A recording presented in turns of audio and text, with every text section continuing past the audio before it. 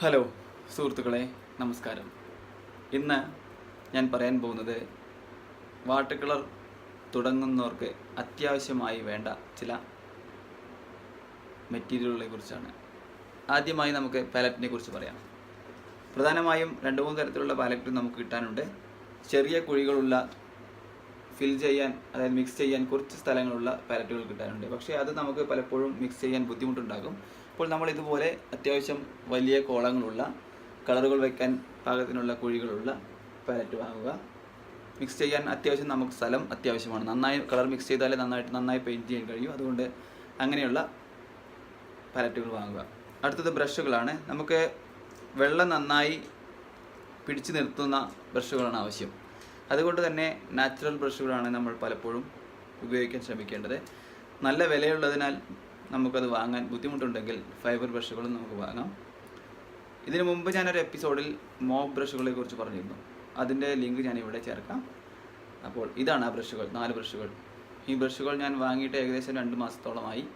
നന്നായി ഉപയോഗിക്കാൻ കഴിയുന്നുണ്ട്, നന്നായി വെള്ളം നിൽക്കും. കൂടാതെ ഇതിൽ തന്നെ 0 പോയിൻറ്റ് ബ്രഷ് ഉണ്ടല്ലോ, ഈ ബ്രഷ് വളരെ നല്ല ബ്രഷാണ്. ഇത് നനച്ചു കഴിഞ്ഞാൽ വളരെ ഷാർപ്പായ എഡ്ജ് കിട്ടും. ഇതിനു മുമ്പ് ഞാൻ പല വീഡിയോകളും ചെയ്ത റിഗർ ബ്രഷ് കൊണ്ട് പെയിൻറ്റ് ചെയ്ത പല ഭാഗങ്ങളും ഈ 0 പോയിൻറ്റ് ബ്രഷ് കൊണ്ട് എനിക്ക് ചെയ്യാൻ കഴിഞ്ഞിട്ടുണ്ട്. അടുത്തതായി നമുക്ക് ആവശ്യം റിഗർ ബ്രഷാണ്. ഇത് 4 നമ്പർ. ഈ 4 നമ്പർ ബ്രഷ് നമുക്ക് പല സ്ഥലങ്ങളിലും ഉപയോഗിക്കാൻ കഴിയും. ചെറിയ ലൈനുകൾ വരയ്ക്കാനും ഉപയോഗിക്കാം, അല്പം വലിയ പാച്ചുകൾ ഉണ്ടാക്കാനും ഈ ബ്രഷ് ഉപയോഗിക്കാം. പിന്നെ നമുക്ക് അത്യാവശ്യം ഒരു സ്പ്രേ ബ്രഷാണ്. ഇത് നമുക്ക് ഇത് പഴയ സ്പ്രേ പഴയ ബ്രഷാണ്. ഇത് കേട് വരുന്നതാണ്. ഇതിനെ ഞാനിവിടെ ജസ്റ്റ് ഒപ്പിച്ച് വെച്ചിരിക്കുകയാണ്. പഴയ ബ്രഷിൻ്റെ പരുക്കനുള്ള ഹെയറാണ് നമുക്ക് ആവശ്യം. ഇത് പലപ്പോഴും ഹാർഡ്വെയറിലും കിട്ടും, വില കുറവാണ്. അത് വാങ്ങാൻ ശ്രമിക്കുക. അടുത്തത് പേപ്പർ ഏത് വേണമെന്നാണ്. തുടക്കക്കാർ പലപ്പോഴും ഹാൻഡ് മെയ്ഡ് പേപ്പർ ഉപയോഗിച്ചാൽ അവർക്ക് ഭയങ്കര ബുദ്ധിമുട്ടാവും. അതുകൊണ്ട് നമ്മൾ ആദ്യം ചാർട്ട് പേപ്പറിൽ പെയിൻറ്റ് ചെയ്ത് തുടങ്ങുക. ചാർട്ട് പേപ്പറിൻ്റെ ഒരു ബുദ്ധിമുട്ടെന്നാണെങ്കിൽ നമ്മൾ പെയിൻറ്റ് ചെയ്തതിനേക്കാൾ കൂടുതൽ പാച്ചസ് അതിലുണ്ടാവും. പക്ഷേ ആദ്യം നമുക്ക് വില കുറഞ്ഞ പേപ്പറിൽ തുടങ്ങി സാവധാനം നല്ല വില കൂടിയ പേപ്പറിലേക്ക് മാറാം. അപ്പോൾ ആദ്യം ചാർട്ട് പേപ്പർ ആയാലും മതി. അതിനുശേഷം കുറച്ച് ദിവസം കഴിഞ്ഞ് നമുക്ക് അതിൽ തഴക്കം വന്നു കഴിഞ്ഞാൽ പിന്നെ വാങ്ങേണ്ടത് ഐവറി പേപ്പറാണ്. അതിനും അത്യാവശ്യം വിലയുണ്ട്. 10-30 രൂപയോളം വിലയുണ്ട് ഒരു പേപ്പറിന്. അതിലും നമുക്ക് നന്നായിട്ട് ചെയ്യാൻ കഴിഞ്ഞാൽ, അതിൽ പോർട്രേറ്റൊക്കെ ചെയ്യാൻ നല്ലതായിട്ട് ചെയ്യാൻ കഴിയും. ഞാൻ അതിൽ പോർട്രേറ്റ് പലപ്പോഴും ചെയ്തിട്ടുണ്ട്. അതിൽ നന്നായി ചെയ്യാൻ കഴിയുമ്പോൾ നമ്മൾ അടുത്തായി വാങ്ങേണ്ടത് ഹാൻഡ് മെയ്ഡ് പേപ്പറാണ്. ഹാൻഡ് മെയ്ഡ് പേപ്പർ ചെയ്യുമ്പോഴേക്കും നമുക്ക് കളറുമായി നല്ല ബന്ധം ഉണ്ടായിരിക്കണം. അതിനുശേഷം മാത്രം ഇത് വാങ്ങിയാൽ മതി. ഇത് ചിത്രപട്ട് എന്നൊരു പേപ്പർ കമ്പനിയുടെയാണ്. ഇപ്പോൾ കിട്ടുന്നതിൽ വെച്ച ഏറ്റവും വില കുറഞ്ഞ ഹാൻഡ് മെയ്ഡ് പേപ്പറാണിത്. എന്നാൽ നല്ല പേപ്പർ കൂടിയാണ്. ഇതിൽ റഫും ഉണ്ട്, മാറ്റും ഉണ്ട്. ഇതിൽ ഞാൻ ഉപയോഗിക്കുന്നത് റഫാണ്. മാറ്റിലും പെയിൻറ്റ് ചെയ്യാം. അത് ഓരോരുത്തരുടെ ഇഷ്ടത്തിനനുസരിച്ച് പെയിൻറ്റ് ചെയ്യാം.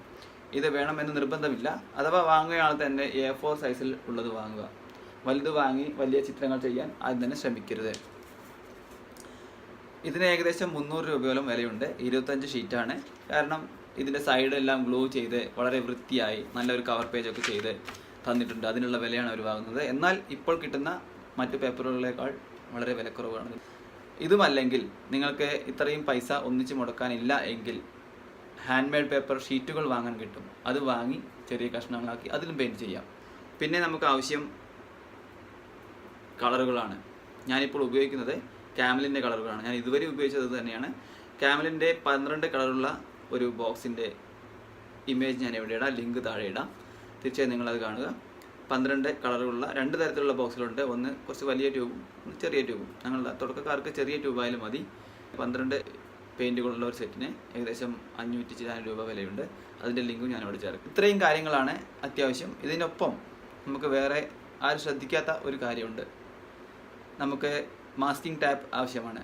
നമ്മൾ ഹാൻഡ് മെയ്ഡ് പേപ്പറാണ് ഉപയോഗിക്കുന്നത്, അതായത് ഷീറ്റുകൾ വാങ്ങിയാണ് ഉപയോഗിക്കുന്നതെങ്കിൽ നമ്മൾ പേപ്പർ ടാപ്പ് വാങ്ങാൻ ശ്രമിക്കുക. നമ്മളിതൊരു ബോർഡിൽ ഒട്ടിക്കാൻ വേണ്ടിയാണ് ശ്രമിക്കുന്നത്. നമ്മൾ സെല്ലോ ടാപ്പ് കൊണ്ട് ഒട്ടിക്കുമ്പോൾ പലപ്പോഴും അതിലൊട്ടാതിരിക്കുകയും അല്ലെങ്കിൽ നനഞ്ഞാൽ പെറിഞ്ഞു പോരുകയും ചെയ്യും. പക്ഷേ ഈ പേപ്പർ ടാപ്പ് പെറിഞ്ഞു പോരില്ല.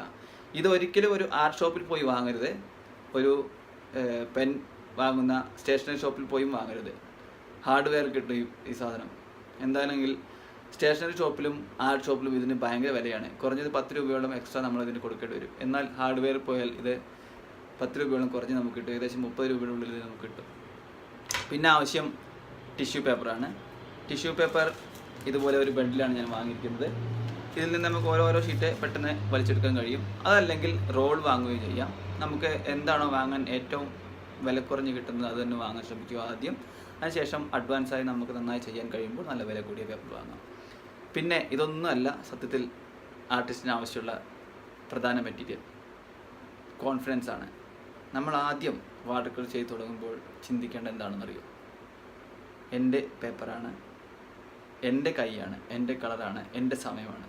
ഇതെല്ലാം ഞാൻ പഠിക്കാൻ വേണ്ടി ഇവിടെ വേസ്റ്റ് ചെയ്യുകയാണ് എന്നാണ് കരുതേണ്ടത്. അല്ലാതെ ഞാൻ ഈ സമയം കൊണ്ട് ഇത് ചെയ്ത് റിസൾട്ട് ഉണ്ടാക്കി വലിയൊരു ആർട്ടിസ്റ്റ് ആവാൻ പെട്ടെന്ന് എന്ന് ചിന്തിക്കുകയരുത്. നമ്മൾ അല്പസമയം ഇതിനു വേണ്ടി വേസ്റ്റ് ചെയ്യുക തന്നെ വേണം. അപ്പോഴേ നമുക്ക് മുൻപോട്ട് പോകാൻ പറ്റൂ. പിന്നെ രണ്ടാമത്തെ കാര്യം, വരയ്ക്കാൻ തുടങ്ങുന്നവരെല്ലാം, പെയിൻറ്റിങ് ചെയ്യുന്നവരല്ല, വരയ്ക്കാൻ തുടങ്ങുന്നവർ കൂടി ശ്രദ്ധിക്കേണ്ട ഒരു കാര്യമാണ്. നമ്മൾ എന്ത് കാണണം, എങ്ങനെ കാണണം എന്ന് കൂടി. അത് ഞാൻ അടുത്ത എപ്പിസോഡിൽ ഒരു ഡീറ്റെയിൽ ആയ ഒരു എപ്പിസോഡ് തന്നെ ചെയ്ത് ഇടാം. പിന്നെ വേണ്ടത് സ്കെച്ചിങ് ആണ്. വാട്ടർ കളർ ചെയ്യാൻ പെട്ടെന്ന് തുടങ്ങാതിരിക്കുക. ആദ്യം കുറേ സ്കെച്ചുകൾ ചെയ്ത് പെർസ്പെക്റ്റീവ് എല്ലാം പഠിച്ച് പതുക്കെ വാട്ടർ കളറിലേക്ക് വരിക. പെട്ടെന്ന് നമ്മൾ വാട്ടർ കളർ ചെയ്ത് തുടങ്ങിയാൽ നമുക്ക് ആ റിസൾട്ട് കിട്ടിയില്ലെങ്കിൽ നമുക്ക് മടുപ്പുണ്ടാവും. അങ്ങനെയാണ് പലപ്പോഴും പല ആളുകളും ഈ വാട്ടർ കളർ വിട്ടു പോകുന്നത്. അപ്പോൾ തീർച്ചയായും നിങ്ങൾ കാണാൻ ശ്രമിക്കുക, സ്കെച്ച് ചെയ്യുക. മൂന്നാമത്തെ കാര്യം, വളരെ കുറഞ്ഞ വിലയുള്ള പേപ്പറുകൾ ചെയ്ത് തുടങ്ങുക. ഓരോ പടിപടിയായി നല്ല പേപ്പറിലേക്ക് വരിക. അവസാനം മാത്രം നല്ല പേപ്പറുകൾ ഉപയോഗിച്ച് ചെയ്യുക. ആദ്യം തന്നെ നല്ല പേപ്പറുകൾ, വിലയുള്ള പേപ്പറുകൾ വെച്ച് ചെയ്താൽ അത് വേസ്റ്റായി പോയാൽ നമുക്ക് ഭയങ്കര ദുഃഖമുണ്ടാവും. അപ്പോൾ നമ്മൾ വാട്ടർ കളർ വിട്ടുപോകും. അപ്പോൾ അങ്ങനെ സംഭവിക്കാതിരിക്കാൻ വേണ്ടിയാണ് പറയുന്നത്. അപ്പോൾ തീർച്ചയായും നിങ്ങൾക്ക് ഈ എപ്പിസോഡ് ഇഷ്ടപ്പെടുമെന്ന് കരുതുന്നു. തീർച്ചയായും നിങ്ങൾക്ക് ആ ലിങ്കുകൾ കിട്ടുമെങ്കിൽ ഞാൻ ഇവിടെ ഇടാം. പലതും ഓൺലൈനിൽ കിട്ടാനില്ല, എന്നാലും കഴിയുമെങ്കിൽ ഞാൻ ഇവിടെ ലിങ്ക് ഇടാം. ഓക്കെ, നിങ്ങൾ എൻ്റെ മറ്റ് വീഡിയോകൾ കൂടി കാണുക. നിങ്ങൾക്ക് ഈ ചാനൽ ഇഷ്ടപ്പെട്ടാൽ സബ്സ്ക്രൈബ് ചെയ്യാൻ മറക്കരുത്. കൂടാതെ നോട്ടിഫിക്കേഷൻ എനേബിൾ ചെയ്യാൻ മറക്കരുത്. ബെല്ലൈക്കൺ ക്ലിക്ക് ചെയ്യുക. നിങ്ങളുടെ അഭിപ്രായങ്ങൾ, നിങ്ങളുടെ നിർദ്ദേശങ്ങൾ, എൻ്റെ വീഡിയോയിൽ നിങ്ങൾക്ക് കുറവായി തോന്നുന്ന എന്ത് കാര്യങ്ങളും നിങ്ങൾക്ക് വാട്സാപ്പിലേക്ക് അയക്കാം. കൂടാതെ നിർദ്ദേശങ്ങൾ കമൻറ്റ് ബോക്സിൽ ചേർക്കാം. ഓക്കെ, എൻ്റെ ഫേസ്ബുക്ക് പേജുണ്ട്, അതിലും നിങ്ങൾക്ക് സന്ദർശിക്കാം. എന്തെങ്കിലും തെറ്റുകുറ്റങ്ങൾ എൻ്റെ ചാനലിലോ എൻ്റെ സംസാരത്തിലോ നിങ്ങൾക്ക് തോന്നിയെങ്കിൽ നിങ്ങൾ തീർച്ചയായും അത് പറയാൻ മടിക്കരുത്. കാരണം നിങ്ങൾ അങ്ങനെ പറയുമ്പോൾ മാത്രമാണ് എനിക്കത് മനസ്സിലാവുകയും അടുത്ത എപ്പിസോഡിൽ അടുത്ത വീഡിയോ ചെയ്യുമ്പോൾ അത് മാറ്റാൻ കഴിയുകയും ചെയ്യുന്നത്. തീർച്ചയായും നിങ്ങൾ അതിന് ശ്രമിക്കുക. അപ്പോൾ എല്ലാവർക്കും നമസ്കാരം.